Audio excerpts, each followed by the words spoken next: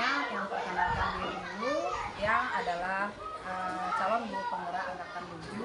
Nama Tiang Karyana Maurina Bertiani. Untuk hari ini Tiang mohon izin untuk melakukan kegiatan wawancara terhadap Bapak terkait dengan tugas di modul 3.1, yaitu tentang pengambilan keputusan berbasis nilai-nilai kebajikan sebagai pemimpin. Mohon izin untuk melakukan perekaman. Sebenarnya ada beberapa hal yang ingin Tiang tanyakan kepada Bapak selaku kepala sekolah di SD Negeri 5 Kebunuh, yaitu yang pertama, apakah Bapak mengetahui apa yang dimaksud dengan dilema etika dan rujukan moral? Mohon dijelaskan. Baik, Ibu Karyana ya, selaku calon guru penggerak angkatan 7 kemudiannya, terima kasih sudah menonton. Yang saya ketahui tentang dilema etika dan rujukan moral. Kalau tidak salah, dilema etika itu menyangkut antara hal yang benar melawan benar. Kalau rujukan moral itu hal yang benar melawan yang salah. Mungkin seperti itu terlebih dahulu yang saya ketahui tentang dilema etika, rujukan moral, seperti itu. Mungkin nanti di pertanyaan-pertanyaan berikutnya mungkin akan lebih mengalir lagi. Mungkin ada beberapa hal yang perlu kita sharingkan secara bersama. Mungkin seperti itu dulu. Baik Bapak, jadi dilema etika itu artinya melawan benar dan benar ya. Karena ada kegiatan, mungkin ada kejadian benar dengan benar, kita harus mengambil keputusan. Kalau tujuan moral itu antara benar dan salah seperti itu. Kita di sana perlu apa namanya? Perlu berpikir kritis, berpikir holistik, bagaimana cara mengambil keputusan. Di situasi di mana kita dihadapkan terhadap satu masalah, jadi pengambilannya itu antara benar lawan benar, itu benar kita salah. Terima kasih. Nah, jadi selama ini bagaimana Bapak mengidentifikasi kasus-kasus yang merupakan dilema etika ataupun rujukan moral yang pernah Bapak temui di tempat Bapak bekerja saat ini? Nah, kalau dilema etika itu kan memang benar melawan benar. Tidak ada beberapa hal yang sangat signifikan mempengaruhi suatu keadaan. Mungkin kita lihat faktanya terlebih dahulu.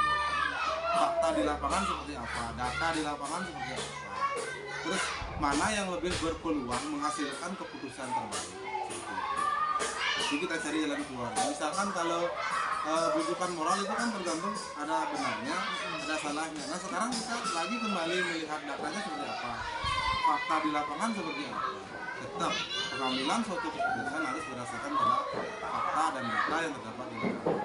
Baik, jadi selama ini Bapak mengidentifikasi kasus, kemudian mencari solusi disesuaikan dengan fakta data yang terdapat di lapangan dan tentang apa dampaknya seandainya kita mengambil keputusan terhadap orang lain atau orang sekitar atau dampak terhadap dirinya.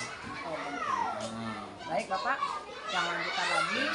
Bagaimana selama ini Bapak menjalankan pengambilan keputusan di sekolah Bapak, terutama untuk kasus-kasus di mana ada dua kepentingan yang sama-sama benar atau sama-sama mengandung nilai kebajikan? Bagaimana Bapak mengambil keputusannya?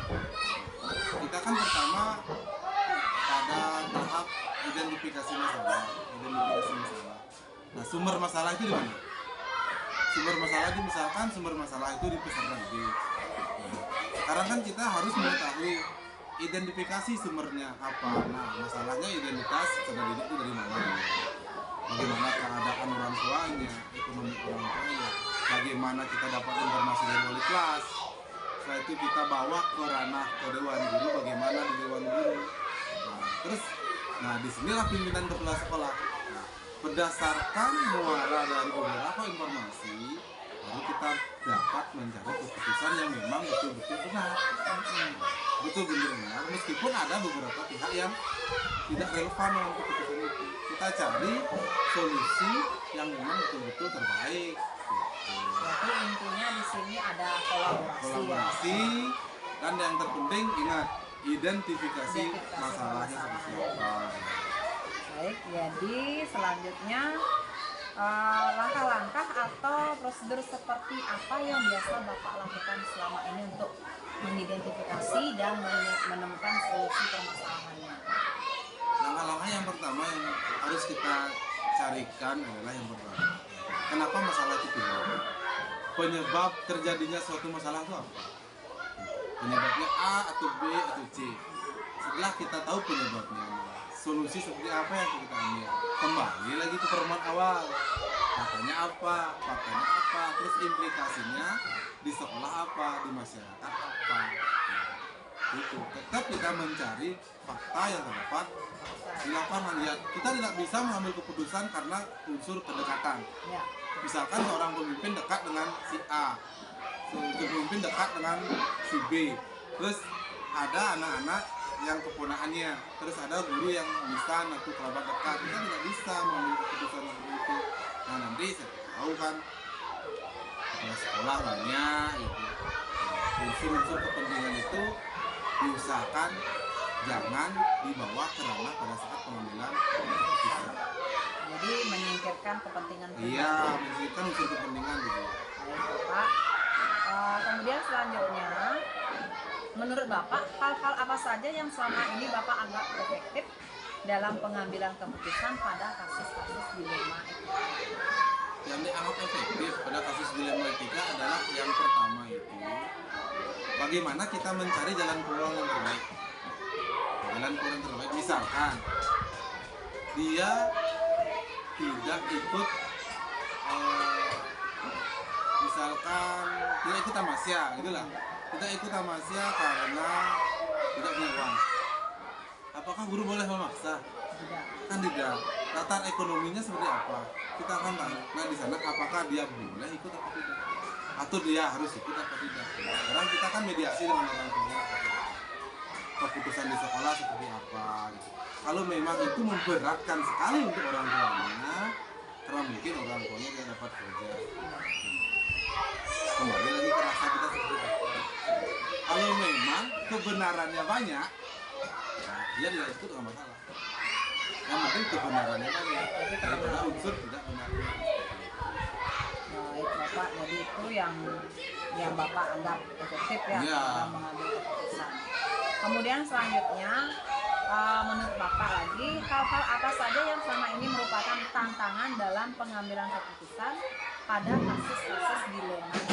Tantangannya dalam menghadapi kasus Ya, dilema. yang pertama kejujuran. Kejujuran. Iya, kejujuran. Dia mau nggak mengungkapkan memang masalah-masalah dia gitu secara jujur, transparan, kayak dokter lah. Kalau memang pasiennya memberikan pengakuan secara jujur kan, diagnosa yang dilakukan dokter kan harus diterima. Terapinya apa, obatnya apa kan tepat ke sasaran. Kalau memang ada seperti ini, kasus seperti ini, dia tidak jujur mengungkapkan perasaannya seperti apa kan, itu juga sulit. Iya, betul. Iya, harus jujur terlebih dahulu. Baik, kemudian selanjutnya, apakah Bapak memiliki sebuah jadwal tertentu dalam sebuah menyelesaikan kasus dilema etika? Apakah Anda langsung menyelesaikan di tempat atau memiliki sebuah jadwal untuk menyelesaikannya? Bentuk atau prosedur seperti apa yang Bapak jalankan? Oh, kalau jadwal sih tidak ya, karena Mengalir berarti ya? mengalir itu bersifatnya insidental, artinya masa masalah terjadwal itu seperti Iya. itu. Nah, sekarang kita lihat ada masalah, unsur urgensi masalahnya seperti apa. Kalau memang unsur kegawat daruratan masalah itu urgensinya cepat harus diselesaikan, kan harus diselesaikan pada saat itu. Iya. Nah, di sana kita membuat suatu keputusan yang memang benar-benar bagus. Nah, meskipun ada pro kontranya, tetap setiap pengambilan keputusan pasti ada pro kontranya. Kita lihat dari segi urgensi dari masalah itu. Kalau sekarang dibutuhkan keputusan untuk menyelesaikan masalah itu harus sekarang gitu. Kalau memang bisa diselesaikan lagi 1 hari 2 hari kan, kita cari alternatif. Kita harus menggunakan unsur si A, si B untuk menyelesaikan masalah itu. Misalkan kayak kasus, misalkan di sekolah saya ada anak yang dibawa kabur orang tuanya kelompok karena masalah intern Ya, masalah antara orang tua laki dengan perempuan itu rumah tangga terus anaknya nggak masuk. Nah bagaimana cara kita yang datangkan orang tuanya, yang cari dulu masalahnya seperti apa, itu kan tidak bisa diselesaikan sekarang. apa butuh waktu Butuh waktu. Kenapa? Karena kita harus mencari informasi dari kedua orang tua, si A dan si B. Nah, seperti itu contohnya. Baik, jadi seperti itu. Kemudian, adakah seseorang atau faktor-faktor yang selama ini mempermudah atau membantu Bapak dalam pengambilan keputusan dalam kasus-kasus dilema etika? Yang mempermudah ialah objeknya sendiri.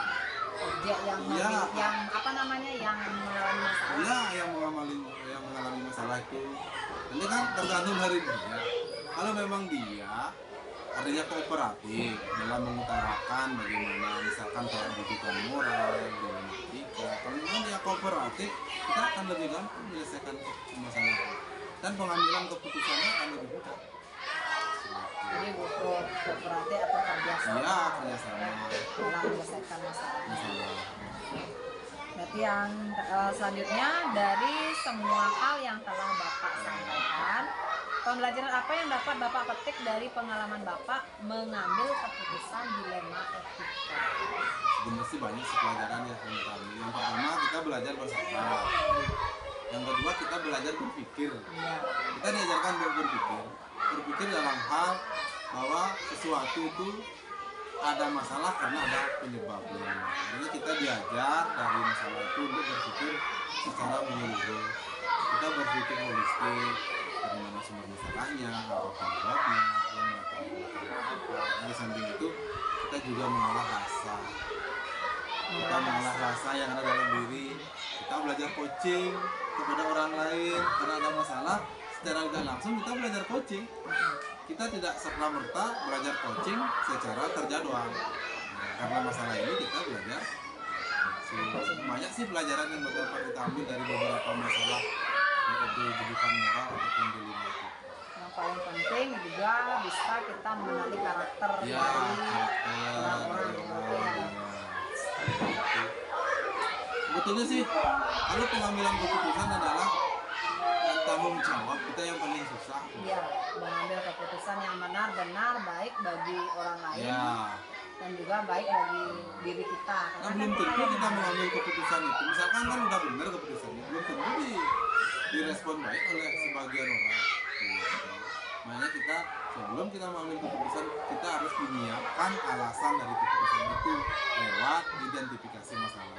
Fakta di lapangan apa, datanya apa gitu. Identifikasi masalah dulu. Ya, Kemudian yang identifikasi kedua kita melihat data datanya gitu.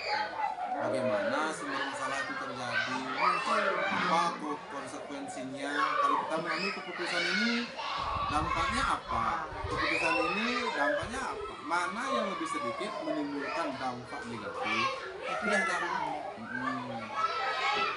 Baik Bapak, terima kasih untuk waktu hari ini. Banyak sekali informasi, kemudian pengalaman Bapak yang sudah Bapak bagi terhadap Tiang di dalam pengambilan keputusan berbasis nilai-nilai kebajikan sebagai seorang pemimpin. Mudah-mudahan apa yang Tiang dapatkan hari ini bisa Tiang implementasikan. Terima kasih Bapak.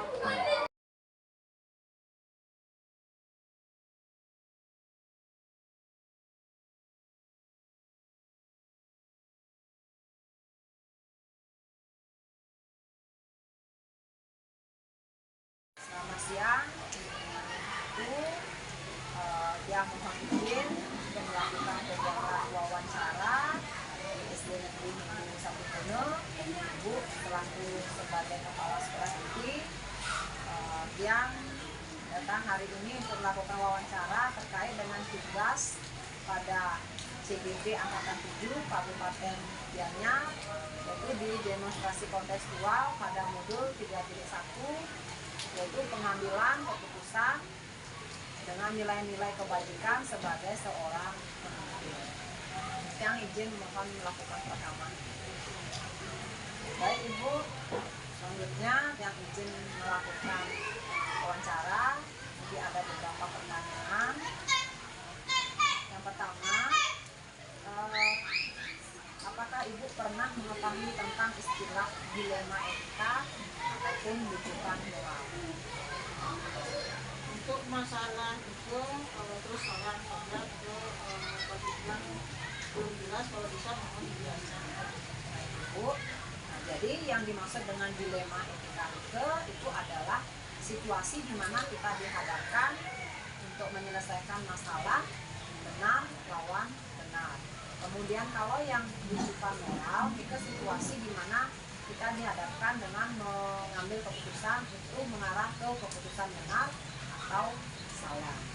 Jadi dilema etika dan rujukan moral itu pasti pernah atau sering sekali dialami oleh Ibu sebagai seorang pemimpin di sekolah, di mana nanti masalah tersebut akan Ibu ambil keputusan yang bijak. Nah, seperti itu Ibu. Kemudian yang pertanyaan selanjutnya Ibu, selama ini bagaimana Ibu dapat mengidentifikasi kasus-kasus yang merupakan dilema etika atau rujukan moral?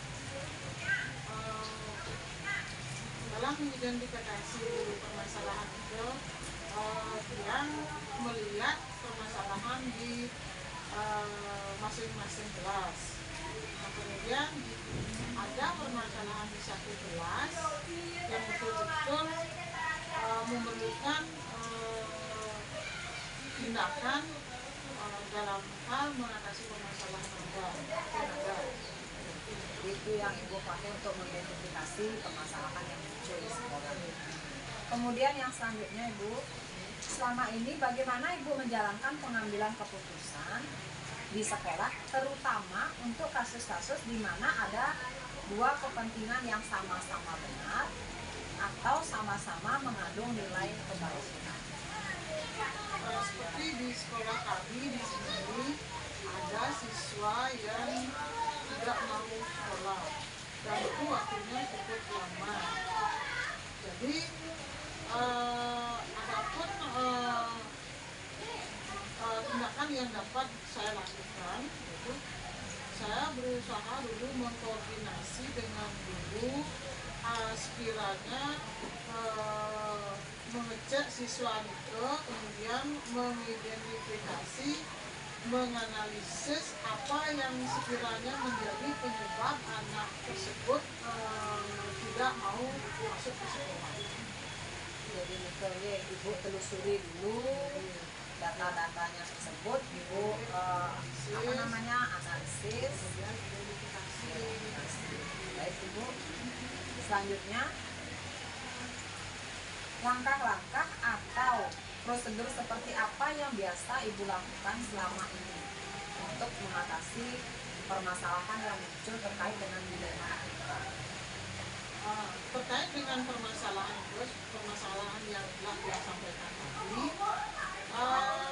pertama yang tugaskan guru kelasnya dulu untuk menangani siswa tersebut, untuk mengadakan pendekatan dulu secara pribadi, yang minta untuk mendatangi dulu anak tersebut dan mendatangi orang tuanya untuk menganalisis atau menanyakan penyebab dari anak tersebut tidak mau masuk. Jadi yang sebelum guru itu menyusuri dulu apa kira-kira yang menjadi penyebab anak itu tidak mau masuk sekolah. Berarti Ibu berkoordinasi dengan guru kelasnya untuk menelusuri.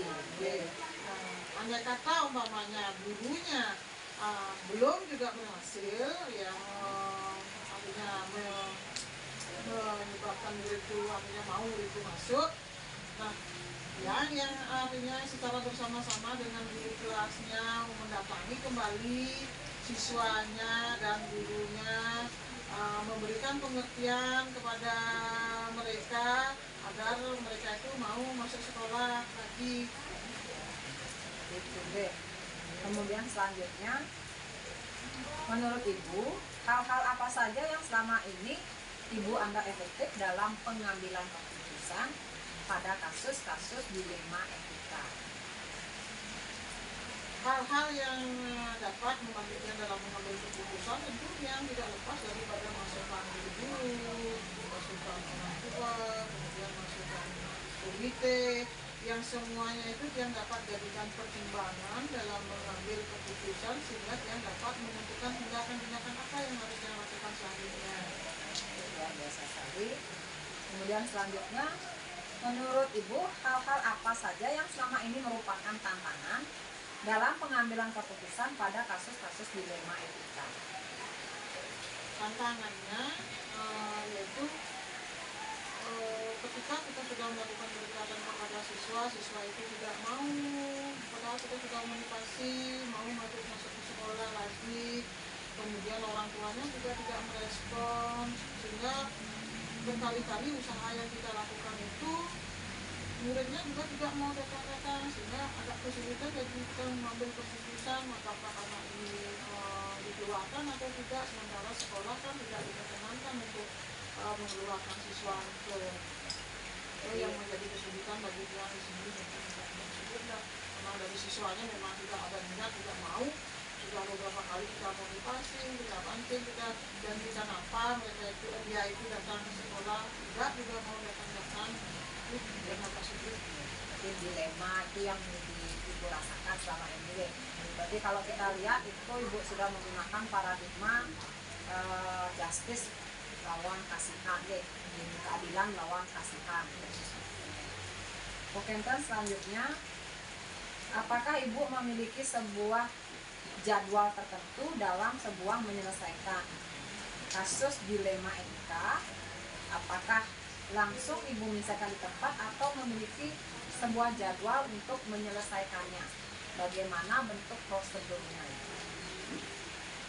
Kalau menyelesaikan masalah itu tentu ada jadwalnya, karena dia kan banyak kegiatan juga, tidak hanya menangani permasalahan itu saja.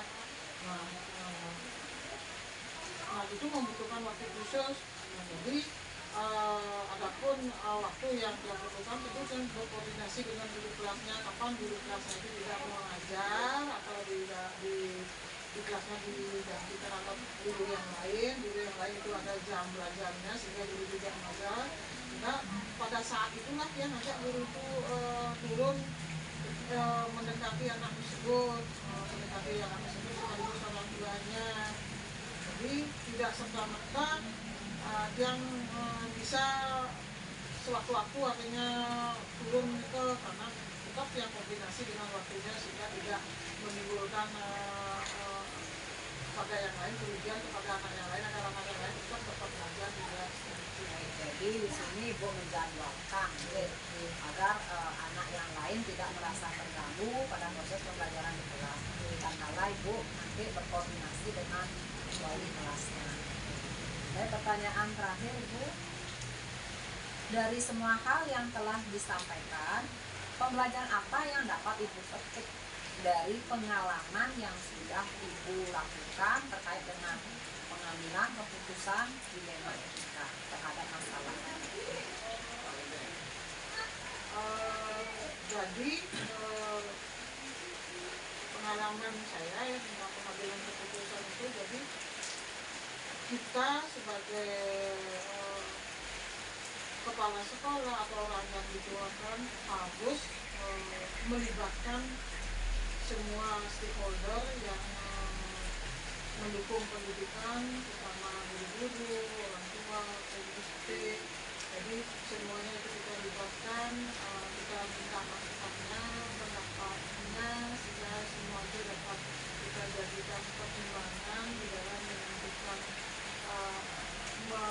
dalam mengambil suatu keputusan yang pada akhirnya nanti dapat kita menentukan tindakan-tindakan apa yang dapat kita lakukan dalam rangka mengatasi permasalahan yang ada.